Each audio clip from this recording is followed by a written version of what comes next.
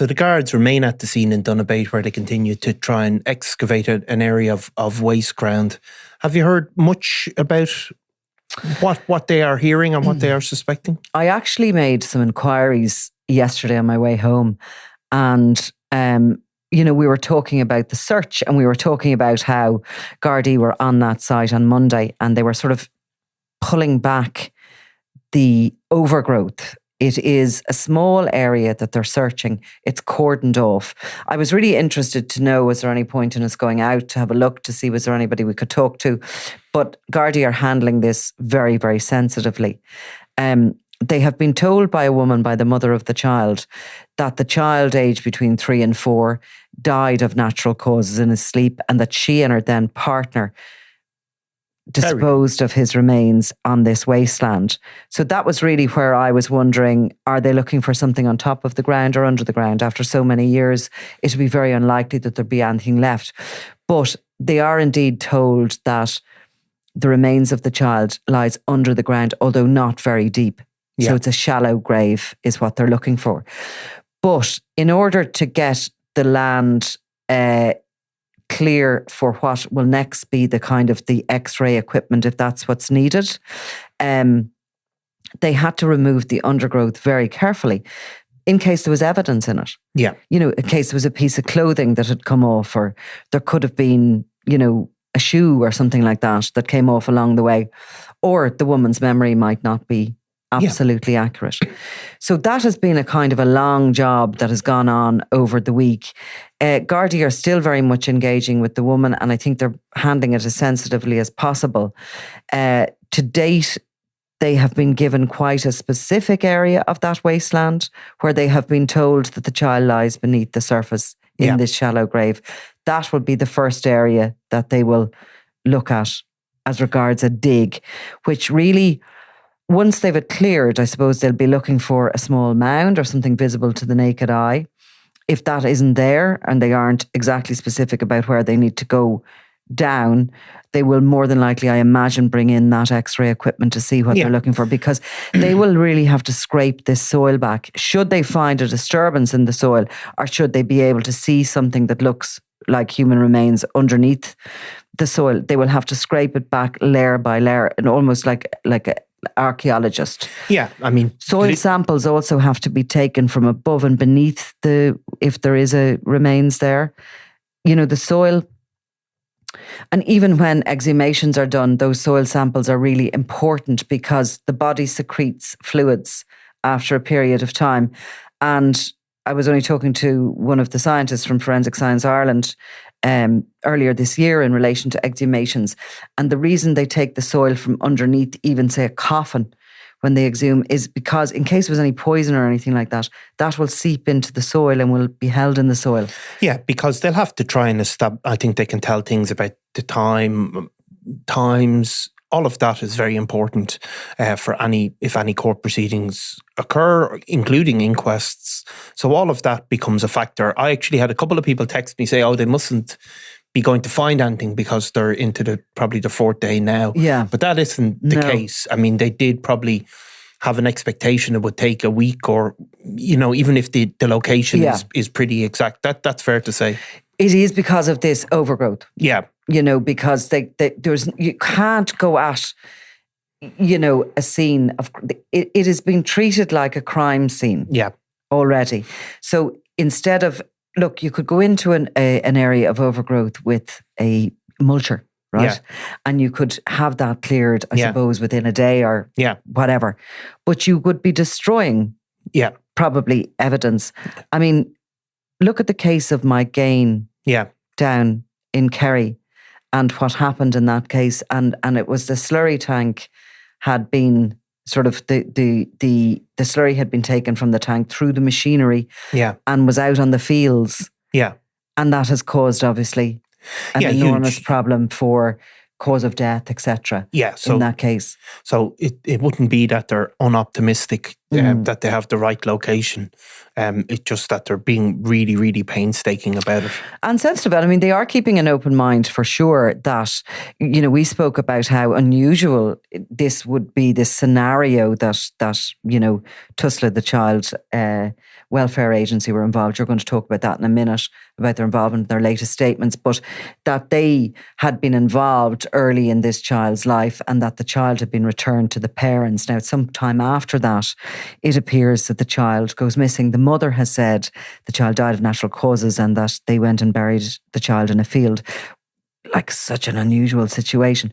But the police investigating this, the gardaí, are actually keeping an open mind on that until evidence proves otherwise for them. Yes. And they have to keep engaging with this woman who has, I suppose, so far, had she not spoken, we wouldn't be where we're at this stage, really. Yeah, I mean, it remains an unusual story and not something that is common if a child dies of natural causes.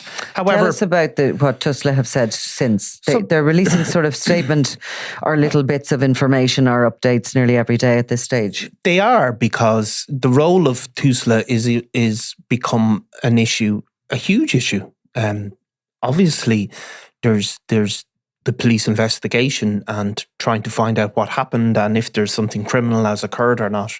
But the role of the state agency, Tusla, has also been shot to prominence, and Norma Foley has spoken about, Minister Norma Foley. And, because clearly by Tusla's own account, they had interactions with this couple. And yesterday, speaking on RTE, Tusla Chief Executive Kate Duggan confirmed that Tusla had provided the family with what she describes as care and support from 2017 to 2020. Now, so 2017 is 8 years ago?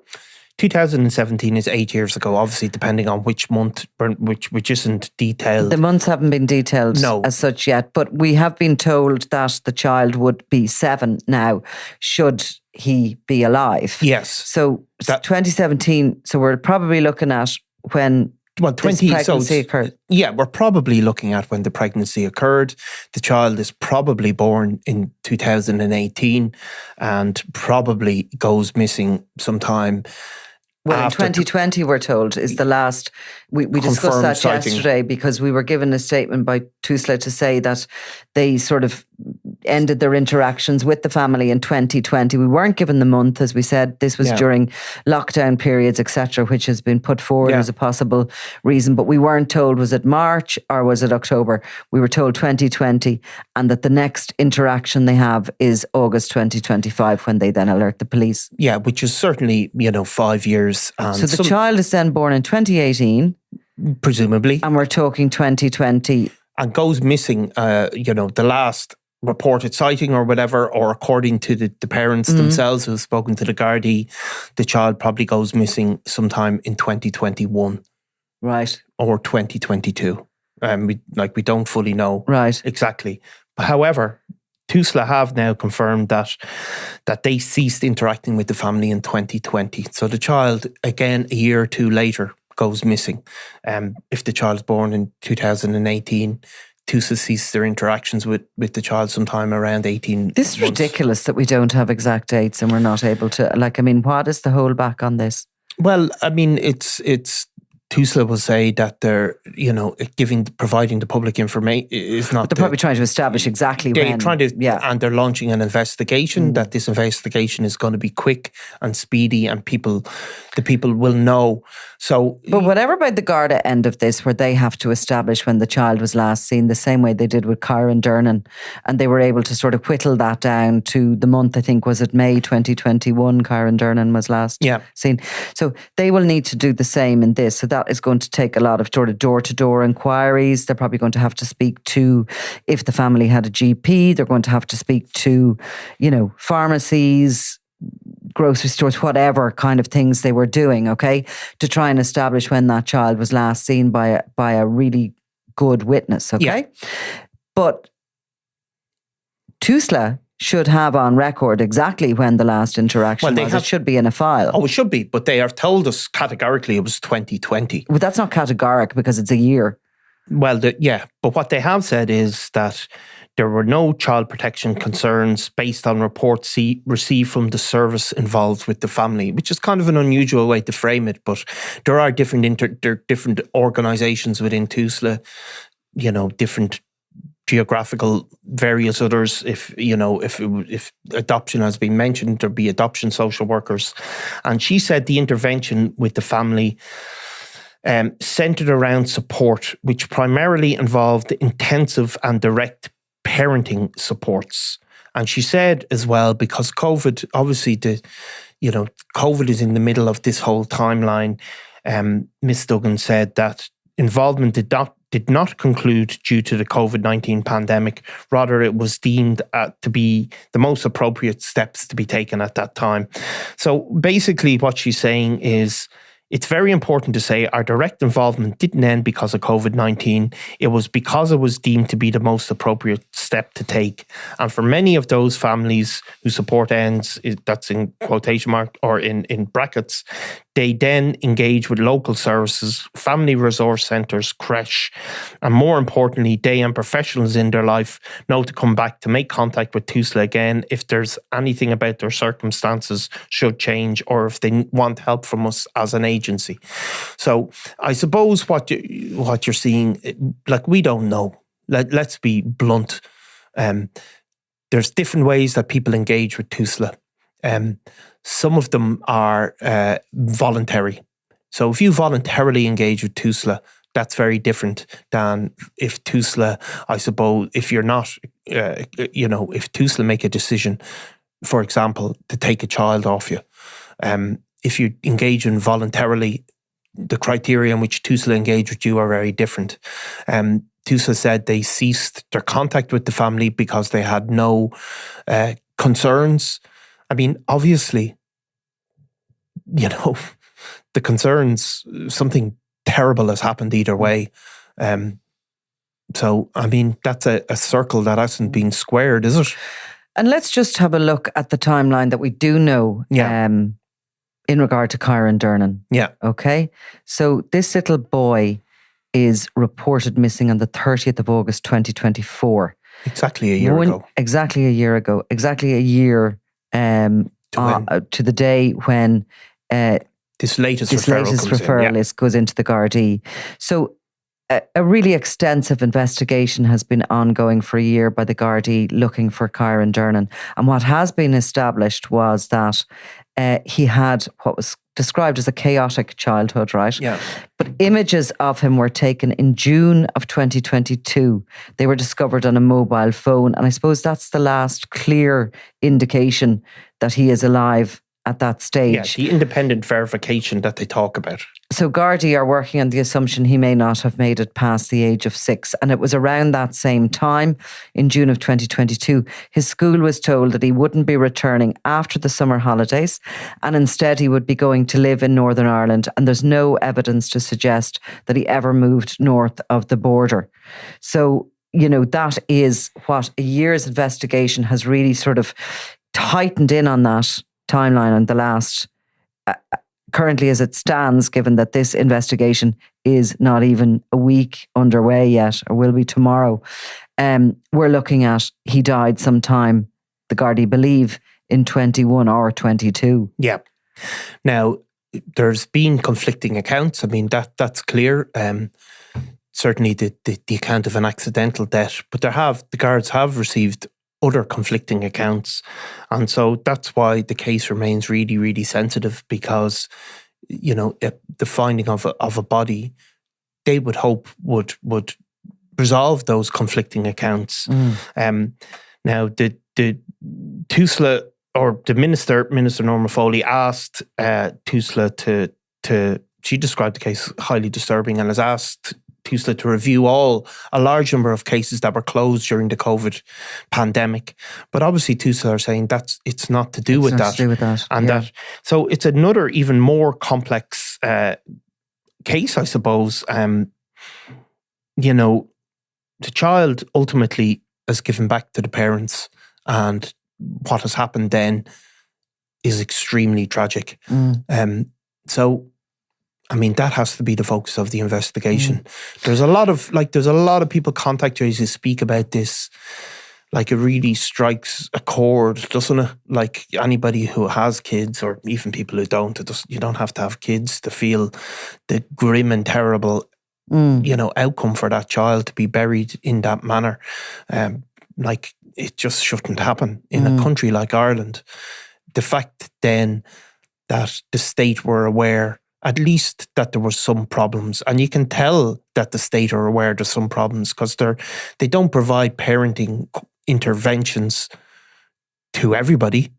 So the state knew there was at least at some point some issue. This is a well-resourced state. Tusla might say they're not well-resourced, and maybe no doubt they could do with more resources. But the fact is, we spend a huge amount of money on state services. So the fact is, somebody knew that there was an issue. And that isn't controversial to say. And the reality... And everything just came to light because of a fraudulent social welfare, request for payment for the children's allowance. Yeah. And, if, and there is an open mind being held on this, that the truth is the child died from natural causes and was buried in a field, and it all goes back to social welfare and to collection of the children's allowance. Look, it'd be a very uncomfortable scenario as well to have to kind of comprehend that could possibly have been something. Well, I mean, that happened in modern Ireland.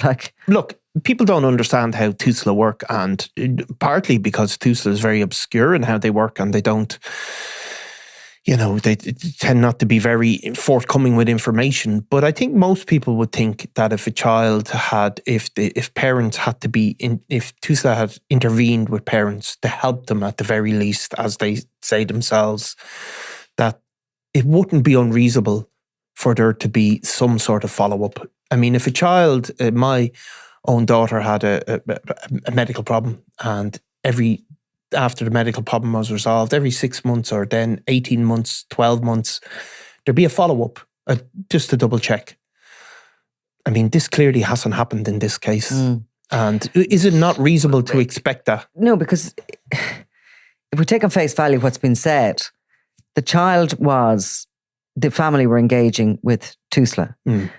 At some point in 2020, the child was handed back and the file was closed. The file was closed. And it was shut solid. It was shut solid. And there was no follow-up and that's visits or anything. And that is what they are saying. That is what they are saying. That the only reason that the file is reopened in August of 2025 is because somebody has tried to claim children's allowance 100%. without proof exactly that this child is still existing or is attending school or whatever the social welfare required to continue paying this. 100%. That is exactly what happened. And the question is why was that file shut? Or should files be shut on that basis? Yeah. And who decided to shut it? Who decided? I mean, Tusla have the capacity and the power to certainly monitor and keep in touch. Who decided that? And especially for such a small child that can't speak, you know what I mean? If you had a situation that a teenager who has the ability to seek help, make a phone call, something like that. There's a big difference between a teenager and a 3 or a 2-year-old child who 100%. They have no voice. No voice whatsoever. No voice. No voice. And they're in no way, shape or form in a position to seek help, to look for help, or to... No help is available or anything of the sort. They're not in the school system. So the school system may pick up some kids if they're coming in bad conditions, and schools make referrals all the time. Creches also. So there are, the extended family. I don't think that's particularly other extended families sometimes make referrals. But really, we can say categorically, no matter how the child died is yet to be determined, something has gone terribly wrong. And, it is not. And a protocol has been followed in every single way. Yeah. and that protocol isn't sufficient. It isn't sufficient. Or has protocol been followed, because we don't fully know. But man, we will find that out, no doubt. And our various parts of Tusla operating, are they interconnected in the correct way? And this often happens when you have the state involved. Various parts of the bureaucracy don't interact well with each other, and it can lead to disaster. And we've seen that again and again. And now we don't know that has happened in this case, but that certainly must be part of this inquiry. And I can only hope that there's an answer quickly, because clearly we have two cases that have really, really strong echoes of each other. And have we finally got to a document where somebody says, this is what went wrong and it can never happen again? Right, well, we'll be unfortunately back to this story again. Thanks, Niall. Thanks, Nicola. I'm Nicola Tallant, and you're watching Crime World, a podcast about criminals, drugs and the underworld in Ireland and across the globe. Make sure you subscribe to our channel and turn on notifications so you can be the first to watch all our latest episodes. You can also listen wherever you get your podcasts.